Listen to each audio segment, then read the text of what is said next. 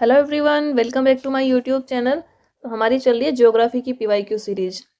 तो ज्योग्राफी की PYQ series में आज हमारा टॉपिक रहेगा ड्रेनेज सिस्टम, अपवाह तंत्र।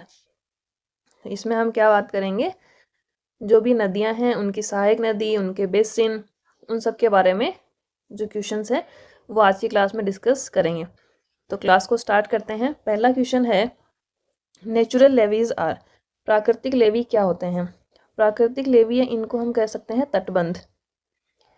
तो प्राकृतिक तटबंध क्या होते हैं, ये होते हैं नदी के अवसादी स्थल रूप, depositional landforms of the river. इसका आंसर होगा ऑप्शन ए। जब भी कोई नदी बहती है तो वो अपने किनारे पर अवसाद जमा करते हुए जाती है। जब नदी में पानी की गति होगी तो उसमें उसका जो तट वाला रीजन है वहां से अवसाद जो है किनारों की तरफ डिपॉजिट होते चले जाते हैं, और यहाँ पर एक जो है थोड़ा ऊंचा उठा हुआ किनारा सा बन जाता है। इसको बोलते हैं तटबंध। तो तटबंध क्या होता है, नदी के अवसादी स्थल रूप है। नदी जो अवसाद इकट्ठा करते हुए चलती है अपने किनारों पर, उनको बोलते हैं प्राकृतिक तटबंध। तो इसका आंसर हो जाएगा ऑप्शन ए, नदी के अवसादी स्थल रूप। अगला क्वेश्चन है, which of the following river basins is the most populated in the world. निम्नलिखित में से कौन सा नदी बेसिन दुनिया में सबसे अधिक जनसंख्या वाला है। यानी किस नदी का बेसिन ऐसा है जिसके आसपास जो है सबसे अधिक जनसंख्या निवास करती है। तो दुनिया में सबसे अधिक जनसंख्या निवास करती है गंगा नदी के बेसिन में। जो गंगा नदी का अपवाह क्षेत्र है उसमें विश्व की सबसे अधिक जनसंख्या निवास करती है। तो इसका आंसर क्या हो जाएगा, ऑप्शन ए। नेक्स्ट क्वेश्चन है, which of the following is non perennial river. निम्नलिखित में से कौन सी नदी अस्थायी नदी है, non perennial. Non perennial, non perennial का मतलब, पेरेनियल रिवर वे होती हैं जो कि पूरे वर्ष भर बहती हैं, या उनको हम बारहमासी नदियां कह सकते हैं। बारहमासी नदियां होती हैं उनको हम कहते हैं पेरेनियल रिवर्स। और जो पूरे 12 महीने नहीं बहती हैं, पूरे साल भर नहीं बहती हैं, कुछ समय वो बहती रेनी सीजन में बहती हैं, तो उनको हम क्या कहेंगे, नॉन पेरिनियल। तो नॉन पेरिनियल नदी इसमें से कौन सी है, तो ब्रह्मपुत्र। ब्रह्मपुत्र तो 12मासी नदी है, हिमालय से निकलती है और वर्ष भर बहती है। गंगा, गंगा भी जो है पेरेनियल रिवर है, और सिंधु भी 12मासी नदी है। तो इसका आंसर हो जाएगा कृष्णा नदी। कृष्णा, गोदावरी, महानदी, ये सब क्या है, नॉन पेरेनियल रिवर्स हैं। तो इसका आंसर होगा ऑप्शन डी। और पेरेनियल रिवर कौन सी होती है, जो पूरे वर्ष भर बहती हैं, और जो वर्ष भर नहीं बहती उनको बोलते हैं नॉन पेरेनियल या अस्थायी नदियां। ठीक, अगला प्रश्न है, which of the following rivers drains into the Bay of Bengal. निम्नलिखित में से कौन सी नदी बंगाल की खाड़ी में गिरती है। तो बंगाल की खाड़ी की बात करें तो सबसे पहला दे रखा है ऑप्शन ए, गोदावरी। तो इसका आंसर तो हो जाएगा ऑप्शन ए, गोदावरी ही हो जाएगा, क्योंकि गोदावरी जो है वो बंगाल की खाड़ी में जाके मिलती है। उसका संगम कहाँ होता है, बंगाल की खाड़ी में। बाकी नर्मदा, लूनी और तापी, ये तीनों नदियां अरब सागर में जाके मिलती हैं। इनका संगम कहाँ होता है, अरब सागर में। कौन कौन सी है, नर्मदा, लूनी और तापी रिवर। और गोदावरी नदी जाती है बंगाल की खाड़ी में। तो इसका आंसर हो जाएगा ऑप्शन ए।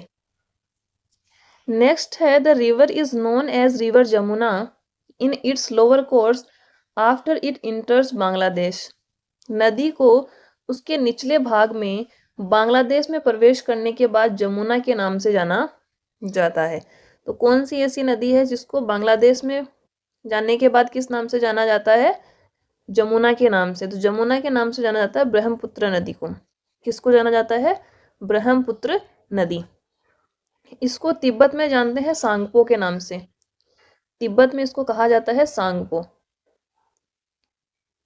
और जो अरुणाचल वाला रिवर है वहां पर इसको ना जानते हैं दिहांग के नाम से। किस नाम से जानते हैं, दिहांग, अरुणाचल प्रदेश। और जब ये गंगा और ब्रह्मपुत्र मिल जाती हैं, गंगा प्लस ब्रह्मपुत्र मिल जाएंगी, उसके बाद इसको जाना जाता है मेघना के नाम से। तो इसका आंसर क्या हो जाएगा, जो हमारा क्वेश्चन पूछा है, तो ब्रह्मपुत्र जब बांग्लादेश में प्रवेश कर जाती है उसके बाद इसको जमुना के नाम से जानते हैं। और तिब्बत में इसको सांगपो के नाम से जाना जाता है। और जब ये अरुणाचल प्रदेश में भारत में एंटर करती है वहां पर इसको दिहांग नाम से जाना जाता है। नेक्स्ट क्वेश्चन है, which of the following is an east flowing river. निम्नलिखित में से कौन सी नदी पूर्व दिशा में बहती है? तो इसमें से हम बात करें, पहला ऑप्शन है मंडावी, तो ये तो अरब सागर में जाती है, यानी कि पश्चिम की तरफ आती है। नेक्स्ट है तापी, तापी भी अरब सागर में जाती है, तो ये भी पश्चिम की तरफ बहती है। ऑप्शन सी है दामोदर, दामोदर जो है ये वेस्ट टू ईस्ट बहती है, इसका ओरिजिन होता है झारखंड से। छोटा नागपुर पठार, छोटा नागपुर पठार पर झारखंड से इसका उद्गम होता है और ये वेस्ट बंगाल की तरफ जाती है। किधर जाती है? पश्चिम बंगाल की तरफ जाती है।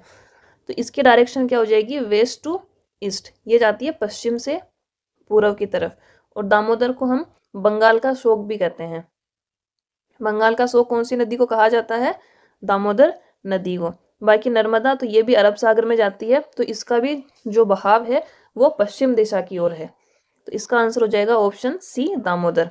ये पश्चिम से पूर्व की तरफ बहती है, झारखंड से इसका उद्गम होता है, छोटा नागपुर प्लेट्यू से, और ये फिर वेस्ट बंगाल में बहती हुई आगे चली जाती है। नेक्स्ट क्वेश्चन है, which of the following rivers originates from Aravalli range and disappears into Rann of Kutch? निम्नलिखित में से कौन सी नदी अरावली श्रृंखला से निकलकर कच्छ के रन में समाहित हो जाती है? इसमें पहला ऑप्शन है चंबल, तो चंबल तो एमपी से होते हुए आगे जाकर ये यमुना में मिलती है, तो ये तो नहीं होगा। नेक्स्ट साबरमती, तो साबरमती भी कच्छ के रन में नहीं जाती है। उसके बाद है ऑप्शन सी लूनी, तो लूनी जो है ये कच्छ के रन में जाके मिलती है। लूनी का उद्गम होता है अजमेर में नाग पहाड़ियों से, अजमेर में नाग पहाड़ियों से इसका उद्गम होता है और इसका संगम होता है कच्छ के रन में जाके, इसका संगम हो जाता है। बनास, तो बनास भी कच्छ के रन में नहीं जाती है, तो इसका आंसर हो जाएगा ऑप्शन सी लूनी नदी। ओरिजिन कहाँ से होता है? जो अरावली की पहाड़, अरावली रेंज है उसमें नाग पहाड़ियों में से इसका उद्गम होता है और ये कच्छ के रन में जाके इसका संगम होता है। नेक्स्ट क्वेश्चन है, river flows through the Malwa plateau, ये कौन सी नदी मालवा पठार से बहती है? तो मालवा पठार की हमने कल बात की थी। मालवा पठार कहाँ पे पाया जाता है? राजस्थान, एमपी और गुजरात का कुछ रीजन, राजस्थान, गुजरात और एमपी के कुछ रीजन में मालवा का पठार स्थित है। तो मालवा के पठार से बहती है बेतवा नदी, इस पर से दो नदियां बहती हैं, केन और बेतवा। तो इसमें हमें ऑप्शन में दे रखा है बेतवा नदी, तो ऑप्शन बी इसमें सही हो जाएगा, मालवा के पठार से बेतवा नदी बहती है। अगला क्वेश्चन है, along its course river passes through Tibet where it is known as Sangpo, also passing through the Indian states of Arunachal Pradesh, Assam and Bangladesh. अपने मार्ग में कौन सी नदी तिब्बत से होकर बहती है जहां इसे सांगपो के नाम से जाना जाता है, और यह भारत के अरुणाचल प्रदेश, असम और फिर बांग्लादेश से होते हुए बहती है। तो सांगपो नदी किसको कहा जाता है? सांगपो कहा जाता है ब्रह्मपुत्र नदी को तिब्बत में। तो इसका आंसर क्या हो जाएगा? ऑप्शन ए, ब्रह्मपुत्र नदी को सांगपो के नाम से जानते हैं तिब्बत में, और ये तिब्बत से बहती है, फिर अरुणाचल प्रदेश, आसाम, पश्चिम बंगाल से होते हुए आगे बांग्लादेश में चली जाती है। तो इसका आंसर हो जाएगा ऑप्शन ए।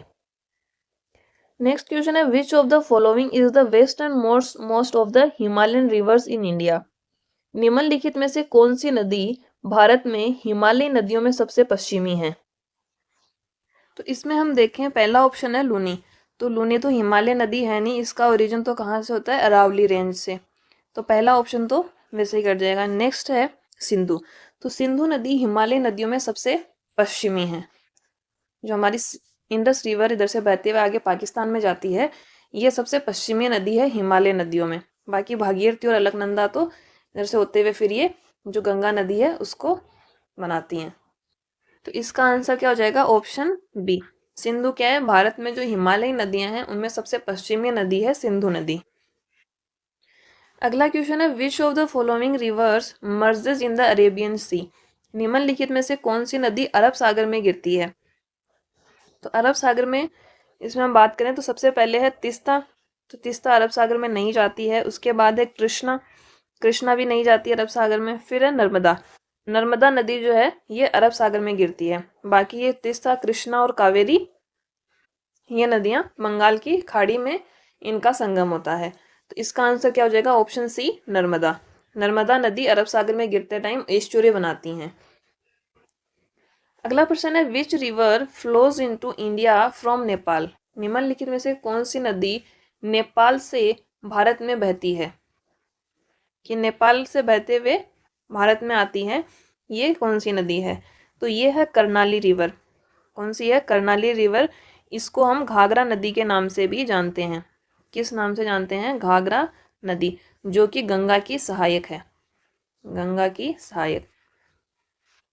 तो कौन सी नदी आती है नेपाल से भारत में? कर्णाली नदी, जिसको घाघरा नदी के नाम से भी जानते हैं, और ये गंगा की सहायक नदी है।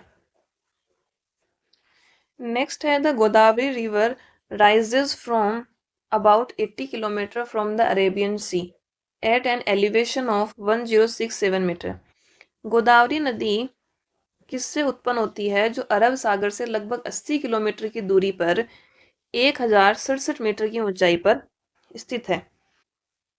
तो गोदावरी नदी का ओरिजिन होता है त्र्यंबकेश्वर से। कहाँ से? त्र्यंबकेश्वर से, जो अरब सागर से 80 किलोमीटर की दूरी पर स्थित है, और ऊंचाई कितनी है? 1067 मीटर। और ये भारत की सेकेंड लॉन्गेस्ट रिवर है। दूसरी सबसे लंबी नदी है गोदावरी नदी। गोदावरी नदी का ओरिजिन कहाँ से होता है? त्र्यंबकेश्वर से होता है। तो इसमें हो जाएगा ऑप्शन बी। नेक्स्ट क्वेश्चन है which river is known as the life line of Punjab. कौन सी नदी पंजाब की जीवन रेखा के रूप में जानी जाती है? तो पंजाब की जीवन रेखा के रूप में जानी जाती है सतलज नदी। कौन सी है? सतलज नदी। पंजाब से जो नदियां बहती हैं उनमें सबसे लंबी है सतलज नदी। और कौन कौन सी नदियां बहती हैं पंजाब से? रावी, व्यास, झेलम और चिनाब। ये 5 नदियां जो हैं पंजाब से बहती हैं, इसीलिए इसका नाम 5 नदियों का जो बफवा क्षेत्र है, इसीलिए इसका नाम क्या पड़ता है? पंजाब। तो इसका आंसर हो जाएगा ऑप्शन बी। नेक्स्ट क्वेश्चन है the river is a part of the Brahmaputra river system. ये कौन सी नदी ब्रह्मपुत्र नदी प्रणाली का हिस्सा है? तो इसमें हम बात करें तो इसमें पहली दे रखी है गोमती। गोमती ब्रह्मपुत्र नदी प्रणाली का हिस्सा नहीं है, ना ही कोसी है और ना ही रामगंगा है। इसका आंसर होगा ऑप्शन डी, लोहित। लोहित नदी जो है वो चाइना और इंडिया में बहती है। किस किस में बहती है? भारत और चीन में बहती है। और ये ब्रह्मपुत्र नदी प्रणाली का हिस्सा नहीं, ब्रह्मपुत्री की एक ट्रिब्यूटरी है। ये ब्रह्मपुत्र को मिलती है असम राज्य में। कहाँ पे मिलती है? ब्रह्मपुत्र को असम राज्य में मिलती है। तो इसका आंसर हो जाएगा ऑप्शन डी। नेक्स्ट क्वेश्चन है the river flows through the छोटा नागपुर प्लेट्यू। कि कौन सी नदी छोटा नागपुर पठार से बहती है? तो छोटा नागपुर पठार से बहती है दामोदर नदी। कौन सी बहती है? दामोदर नदी। दामोदर नदी का उद्गम कहाँ से होता है? झारखंड में छोटा नागपुर पठार में पलामू पहाड़ियों से इसका उद्गम होता है। झारखंड में पलामू पहाड़ियों से दामोदर नदी का उद्गम होता है, और ये छोटा नागपुर पठार से बहते हुए हुगली नदी में जाके मिल जाती है। किस में मिलती है? फाइनली हुगली नदी में मिलती है। और दामोदर को बंगाल का शोक भी कहते हैं। तो इसका आंसर हो जाएगा ऑप्शन बी।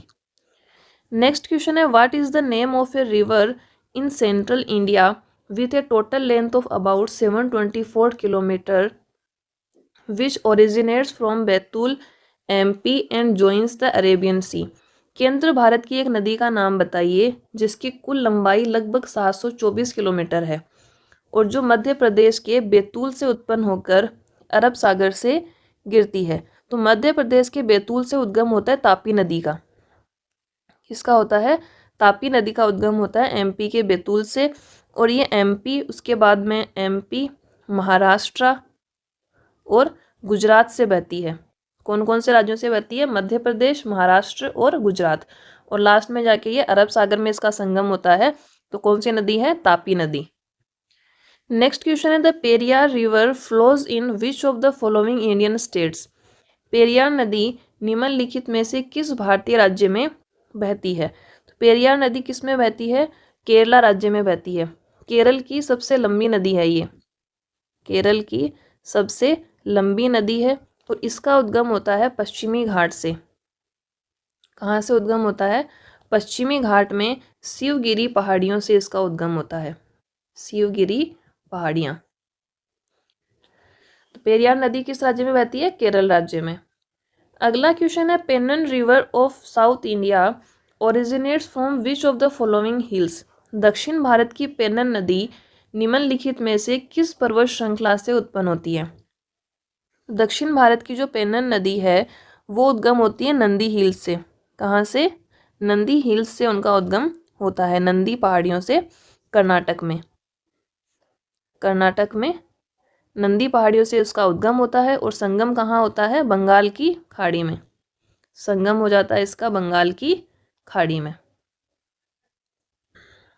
नेक्स्ट क्वेश्चन है, in which of the following locations is the Brahmaputra river known as Tsangpo? Brahmaputra नदी को निम्नलिखित में से किस स्थान पर सांगपो के नाम से जाना जाता है? सांगपो के नाम से जाना जाता है इसको तिब्बत में। कहाँ पे जाना जाता है? तिब्बत में इसको सांगपो के नाम से जाना जाता है। और इसका उद्गम कहाँ से होता है? मानसरोवर झील से। मानसरोवर झील के पास में तिब्बत से इसका ओरिजिन होता है। अगला क्वेश्चन है, which Indian river starts from Gangotri and is polluted largely by human activities and industries? कौन सी भारतीय नदी गंगोत्री से उत्पन्न होती है और मानव गतिविधियों और उद्योगों द्वारा अधिकतर प्रदूषित होती है? तो गंगोत्री से उद्गम होता है गंगा नदी। तो इसमें कौन सा हो जाएगा? ऑप्शन डी, गंगा नदी, और मानव गतिविधियों और उद्योगों के द्वारा सर्वाधिक प्रदूषित होती है। नेक्स्ट है, which tributary of Ganga is known as the sorrow of Bihar? Ganga की कौन सी नदी को बिहार का शोक कहा जाता है? तो बिहार का शोक कहा जाता है कोसी नदी को। किसको कहा जाता है? कोसी को। क्योंकि इसका जो पाथ है बहने का वो अनस्टेबल है, ये बार बार अपना पथ चेंज करती रहती है, इसलिए इसको बिहार का शोक कहा जाता है, क्योंकि वहां पर बहुत अधिक बाढ़ आती है इसकी वजह से। अगला क्वेश्चन है, which river systems tributaries are Purna and Girna rivers? किस नदी प्रणाली की सहायक नदियां पूर्णा और गिरना हैं? पूर्णा और गिरना नदियां जो हैं ये तापी की सहायक नदियां हैं। किसकी सहायक नदियां हैं? तापी की। तो इसमें हो जाएगा ऑप्शन बी। और इनका उद्गम कहाँ से होता है? इनका उद्गम होता है सतपुड़ा पहाड़ियों से। नेक्स्ट क्वेश्चन है, which of the following is the major river that flows across the western part of Rajasthan? निम्नलिखित में से कौन सी प्रमुख नदी राजस्थान के पश्चिमी भाग में बहती है? राजस्थान के पश्चिमी भाग में बहती है लूनी नदी। कौन सी बहती है? लूनी। घग्गर तो राजस्थान में बहती नहीं है। चंबल इसके दक्षिण पूर्वी भाग में बहते हुए ये जाके यूपी में यमुना से मिल जाती है। और बनास भी इसके दक्षिणी भाग में बहती है राजस्थान में। पश्चिमी भाग की मुख्य नदी है लूनी नदी, जो कहाँ से इसका उद्गम होता है? अरावली रेंज की जो नाग पहाड़ियां हैं अजमेर में, वहां से इसका उद्गम होता है। नेक्स्ट है, the Chambal river is a tributary of which river? Chambal नदी किस नदी की सहायक है? चंबल नदी यमुना नदी की सहायक है। कौन सी नदी की सहायक है? यमुना की। ये इटावा यूपी में यमुना में मिलती है। कहाँ पे मिलती है? इटावा यूपी में। अगला क्वेश्चन है, which one of the following reverse marks the eastern most boundary of the Himalaya? निम्नलिखित में से कौन सी नदी हिमालय की पूर्वी सीमा को चिन्हित करती है? तो हिमालय की पूर्वी सीमा को चिन्हित करती है ब्रह्मपुत्र नदी। कौन सी करती है? ब्रह्मपुत्र नदी। ये हिमालय के एकदम पूर्व से बहती है। नेक्स्ट क्वेश्चन है, the originates from the confluence of two rivers the Chandra and the Bhaga which themselves originate from either side of the Baralacha pass in Lahaul? दो नदियां चंद्रा और भागा के संगम से उत्पन्न होती है, जो बारालाचा पास के दोनों ओर लाहौल में उत्पन्न होती हैं। तो चंद्रा और भागा के मिलने से कौन सी नदी का उद्गम होता है? चिनाब नदी का उद्गम होता है। जब चंद्रा और भागा दो धाराएं आकर मिलती हैं, वो चिनाब नदी का निर्माण करती हैं, और ये उनका उद्गम कहाँ से होता है? बारालाचा पास के दोनों ओर लाहौल से इनका उद्गम होता है, चंद्रा और भागा का। नेक्स्ट है, which of the following is not a tributary of the Yamuna river system? निम्नलिखित में से कौन सी नदी यमुना नदी प्रणाली की सहायक नदी नहीं है? इसमें हम बात करें, पहला ऑप्शन दे रखा है हिंडन, हिंडन इसकी सहायक नदी है। चंबल, चंबल भी इसकी सहायक है। सिंध, सिंध भी यमुना की सहायक है। लास्ट में दे रखा है चिनाब, चिनाब जो है ये यमुना की सहायक नदी नहीं है। चिनाब सतलज की सहायक नदी है। किसकी है? सतलज की सहायक नदी है, और सतलज फिर सिंधु में जाके मिलती है। तो यमुना की सहायक कौन कौन सी हो गई? हिंडन, चंबल, सिंध, और केन और बेतवा ये भी यमुना की सहायक नदियां हैं।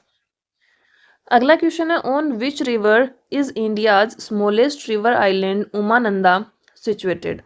भारत का सबसे छोटा नदी द्वीप उमानंदा किस नदी पर स्थित है? तो भारत का सबसे छोटा नदी द्वीप है उमानंदा, ये स्थित है ब्रह्मपुत्र नदी पर। कहाँ पे है? ब्रह्मपुत्र नदी पर स्थित है। अगला क्वेश्चन है, which of the following reverse is not a tributary of the Yamuna?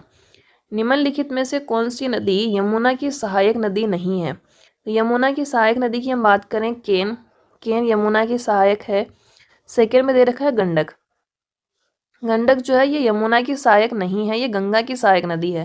तो इसका आंसर हो जाएगा ऑप्शन बी। बाकी बेतवा और चंबल ये भी यमुना की सहायक नदियां हैं। नेक्स्ट क्वेश्चन है, the bends formed in the river when river water erodes its banks on the outside of the channel are known as? नदी के किनारे के बाहरी हिस्से में कटाव के कारण जो मोड़ बनते हैं उन्हें क्या कहा जाता है? तो उन्हें हम कहते हैं मियांडर्स। उनको किस नाम से जाना जाता है? मियांडर्स के नाम से जाना जाता है।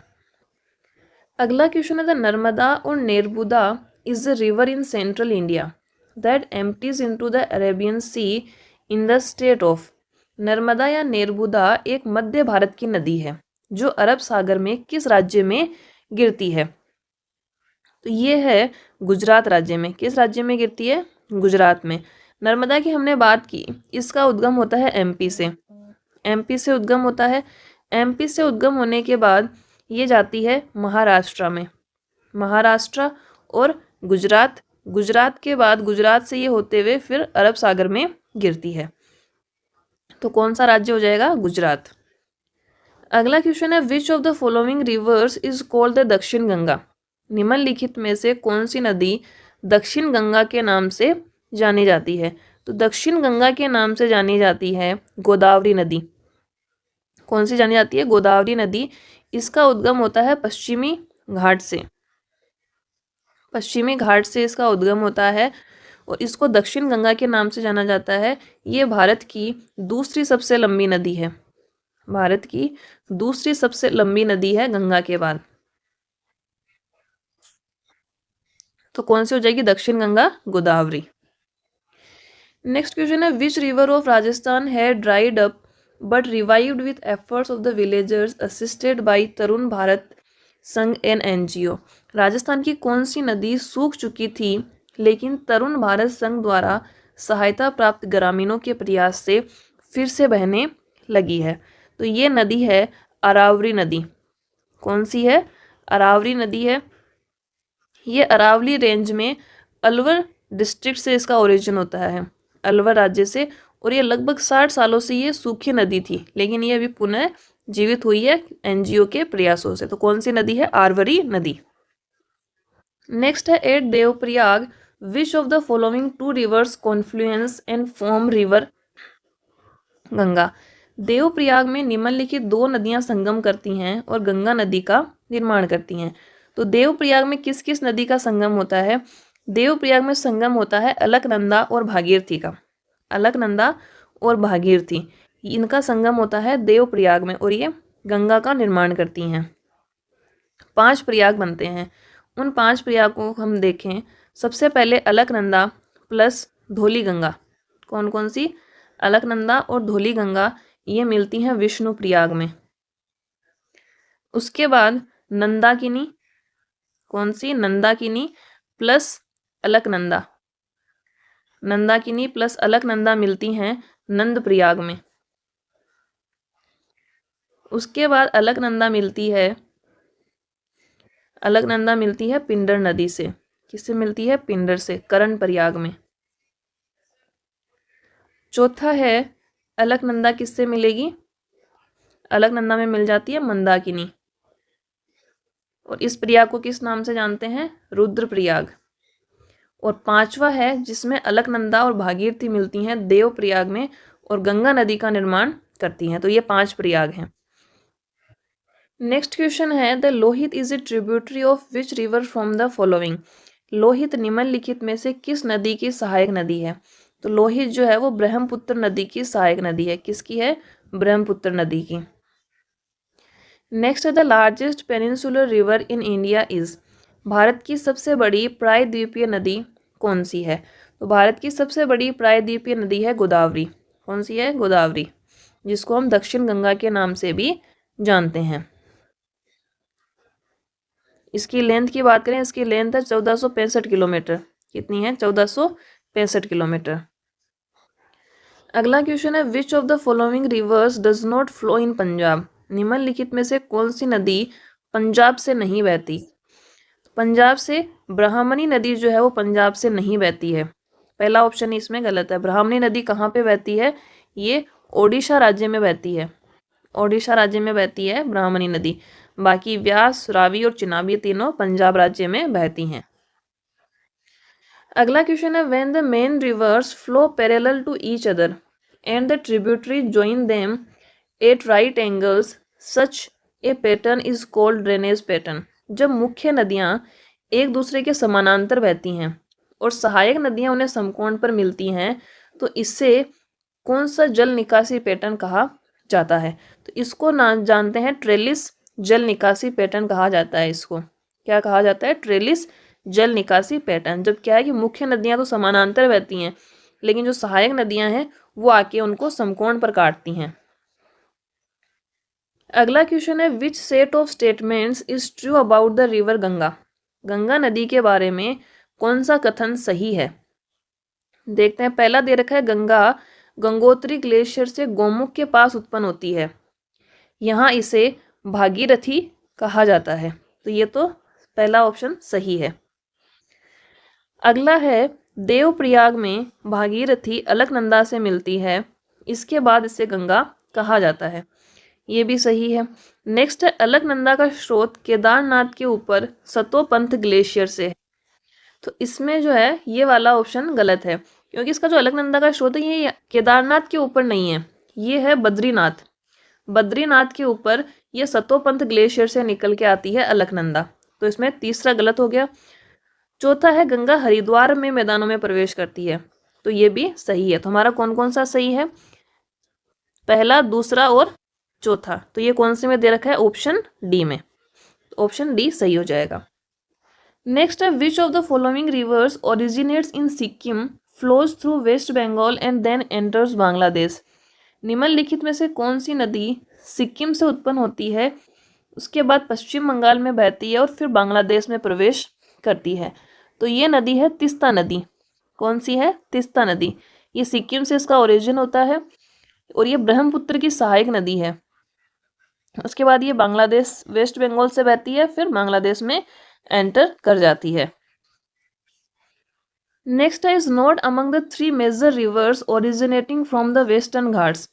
इनमें से कौन सी पश्चिमी घाट से उत्पन्न होने वाली 3 प्रमुख नदियों में से नहीं है? प्रमुख नदियों की हम बात करें इसमें है गोदावरी, गोदावरी भी है, तुंगभद्रा, तुंगभद्रा भी है, महानदी, महानदी का उद्गम पश्चिमी घाट से नहीं होता है, इनका उद्गम होता है सिहावा पर्वत छत्तीसगढ़ से। सिहावा पर्वत छत्तीसगढ़ से इसका उद्गम होता है, पश्चिमी घाट से नहीं होता। तो इसका आंसर हो जाएगा ऑप्शन सी महानदी। बाकी कावेरी, कावेरी का उद्गम भी पश्चिमी घाट से होता है।